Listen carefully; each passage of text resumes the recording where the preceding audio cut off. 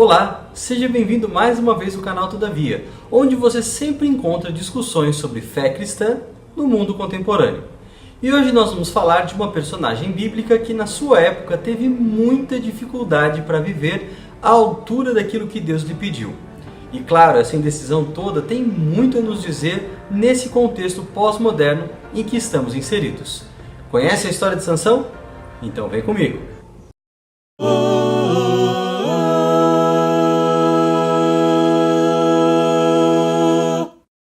O livro de Juízes narra um ciclo muito difícil na história de Israel. O povo estava constantemente se separando do seu Senhor e suas leis, razão pela qual eles acabavam prisioneiros dos povos vizinhos. Uma vez que isso acontecia, eles clamavam a Deus. Deus lhes atendia enviando um juiz, libertando assim o povo. Porém, quando o juiz morria, o povo voltava a se separar dos mandamentos de Deus, razão pela qual eles acabavam prisioneiros de novo. E assim, o ciclo se repetia. O juiz, portanto, tinha uma dupla função. Ao mesmo tempo que ele era um líder espiritual, orientando o povo a fazer aquilo que Deus havia ordenado, ele também era uma espécie de salvador militar, porque ele organizava o povo de Israel na luta contra os inimigos. De todas as biografias que nós encontramos no livro de Juízes, a mais longa é a história de Sansão. Ela começa no capítulo 14, onde o nascimento desse juiz é anunciado por um anjo. Olha que poucas pessoas na Bíblia tiveram um nascimento anunciado por um anjo. A gente está falando de pessoas da categoria de Isaac, João Batista, Jesus. A impressão que nós temos, a partir do capítulo 14 de Juízes, é que Sansão vai ser uma espécie de super santo, uma pessoa inteiramente consagrada a fazer a vontade de Deus.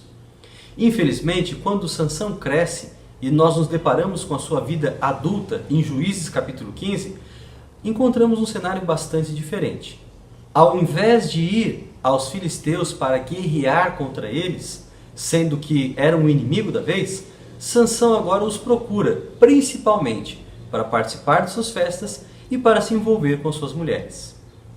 Depois de muitos episódios, no capítulo 16, os filisteus percebem ter algum tipo de vantagem sobre Sansão, uma vez que agora ele estava envolvido com uma mulher chamada Dalila. Eles oferecem a Dalila uma recompensa para que ela descubra o segredo de Sansão. Afinal, Sansão já havia vencido 1000 soldados filisteus usando o osso ainda fresco. Sansão também havia, no próprio capítulo 16, um pouco antes dessa história, se envolvido com uma prostituta de Gaza. E ao perceber durante a noite que estava encurralado pelos filisteus e que poderia ser morto, ele desperta e sai da cidade carregando nada mais nada menos que o portão da própria cidade. Vale lembrar que os portões naquela época eram de madeira, maciça e revestidos com ferro. O portão deveria, portanto, pesar algumas toneladas, e a Bíblia relata que Sansão o carregou por alguns quilômetros. Em suma, alguma coisa de especial Sansão deveria colocar no seu café da manhã para ter uma força assim tão descomunal. E os filisteus queriam descobrir esse segredo.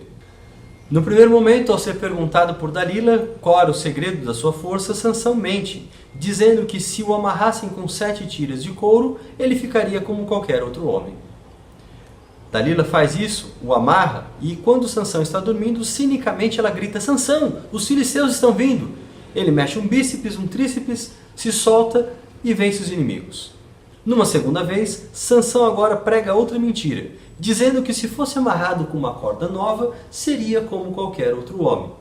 Dalila faz o teste e uma vez que Sansão dorme, ela grita de forma ainda mais cínica: Sansão, os filisteus!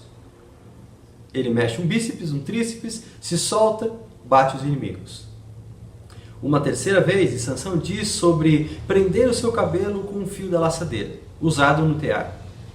Você deve imaginar que o resultado foi o mesmo, Sansão se soltando e vencendo facilmente os inimigos. Mas a partir do verso 15 a coisa começa a ficar um pouco mais séria.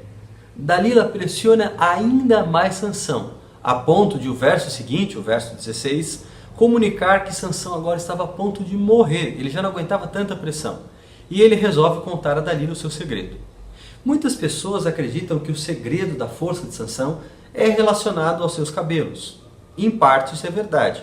Mas Sansão era forte porque o Senhor estava com ele. E o que garantia o compromisso de Sansão com Deus era o chamado voto do nazireado. Esse voto tinha 3 partes. Número 1, quem fazia o voto do nazireado não podia consumir nada derivado de uva. Sorvete de uva, geleia de uva, doce de uva, própria uva, suco de uva, nada. Sansão já havia quebrado essa parte do voto, certamente, porque estava de forma frequente nas festas dos filisteus. A arqueologia mostra pra gente que os filisteus foram os primeiros povos a fermentar a cerveja. Então é duvidoso que Sansão não tenha nem sequer provado a bebida alcoólica nas festas que frequentava. O segundo ponto do voto. Sansão não poderia encostar em ninguém morto. Mesmo que fosse um parente próximo, o voto dizia que o nazireu não poderia ter nenhum contato com o morto. E Sansão, em certo momento, caminha para a cidade de Tímina. Ali Sansão conheceu uma mulher com quem ele haveria de se casar. E no caminho ele se depara com um leão. O Espírito do Senhor se aposta dele, ele rasga o leão num golpe só, e depois de algumas semanas ao passar pelo mesmo local, percebe que na carcaça do leão algumas abelhas haviam feito uma colmeia. Ele rouba o mel dali e leva para o seu pai, sem dizer da procedência, uma vez que ele estava ciente de que não poderia ter contato com nenhuma coisa morta. Sansão novamente quebrou seu voto. Por último, o voto do nazireado pressupunha que a pessoa que o fazia deveria deixar os cabelos crescer durante o período do voto. Ao final, a pessoa deveria rapar o seu cabelo, colocá-lo sobre o altar do Senhor e queimá-lo como uma espécie de holocausto. Alguns indivíduos na Bíblia parecem ter feito o voto de nazireado de maneira vitalícia, como parece ter sido o caso do profeta Samuel e de João Batista. Alguns tentam encaixar Jesus nessa situação de nazireu. A grande verdade é que Jesus era nazareno, o que se refere à cidade onde ele foi criado. Jesus não poderia ser nazireu porque ele mesmo faz o contraste entre si e João Batista, dizendo que João veio sem beber o suco da uva e não foi recebido pelos líderes religiosos da sua época, enquanto ele veio bebendo o suco da uva e também não foi recebido. Claramente, Jesus não era um nazireu. Esse voto era muito importante em Israel porque era a forma como um leigo israelita poderia se aproximar do estilo de vida próprio aos sacerdotes. Era uma forma, portanto, de se consagrar a Deus. Mas na vida de Sansão, esse voto foi mantido apenas pro forma, de maneira que um fio, literalmente, o mantinha ligado ao voto, a questão do cabelo. Mas ao compartilhar isso com Dalila, Sansão expôs o seu segredo, tornando-se vulnerável. Você pode se perguntar, mas Sansão era tão tolo a ponto de não perceber que chegaria nesse ponto? O verso 20 do capítulo 16, que é um dos mais tristes da Bíblia, dá uma ideia de por que Sansão se permitiu ir tão longe. Dessa vez, ao ser acordado por Dalila, Sansão pensa: irei e me libertarei como das outras vezes. Para ele, tudo não passava de um jogo, uma brincadeira.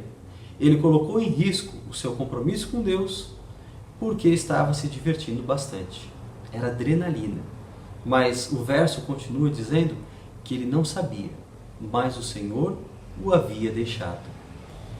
A história de Sansão é marcada por um descompromisso espiritual e ela é sintomática, porque ela responde uma questão intrínseca no próprio livro de Juízes. O povo está se corrompendo, ok.